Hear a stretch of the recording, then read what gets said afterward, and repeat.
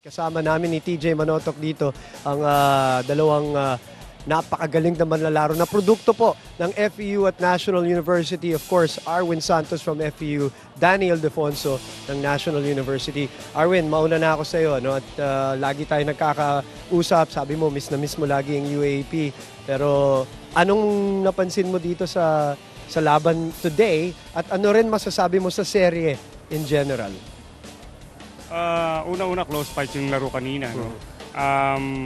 Nakahabol lang kami kasi nakita ko nag-step up yung ibang players like si Pogoy, si Chico nung third quarter kaya nakalamang kami. So ang kanagandaan nun, hindi na basta nabawi kahit alam natin na kayang-kayang bawiin ng Inyo Bulldogs yung kalamangan. At least hindi bumitaw yung FEU tama kaya siguro na-sustain ng ganung maubos yung oras. Pero gustong-gusto mo yung matchup nitong dalawang koponan na to, no? Sabi mo? Para yung underdog eh. Kaya sarap panoorin. Maiba naman ang Team Blood. Alright, speaking of the Bulldogs naman ito, kasama natin ang former King Bulldog nila na si Danny Ildefonso. Danny, bagamat natalo itong NU, maganda yung run nila sa fourth quarter. Nakapos lang ng konti. Siguro, konting breaks of the game lang, offensive rebound, na-shoot man or what. Anong nakita man pwede nilang pagpuhunan pa sa second game na maganda nagawa nila na pwede nilang mas ma-improve pa sa second game? Siguro yung sa transition defense nila. Ayun yung nakita ko. Tsaka yung mga mapuntahan nila kung sino yung dapat nila mapuntahan sa fourth quarter, lalo na yung ganun. Kailangan mas designated na yung go-to talaga. Yeah, tingin ko kailangan mahawakan nung ni Aroga. Aroga talaga for you. Either Aroga or Alorino? Depende sa sino dumidepensa? Depende po sa sitwasyon eh. Yung sa akin, sa big man, Aroga, big man. Aroga pag ganun mga dakdikan na yung game, sa big man, sa mas higher percentage ako sa loob ako. Siyempre, big man. Looking for a big man. Oo naman. Danny, mabilis lang.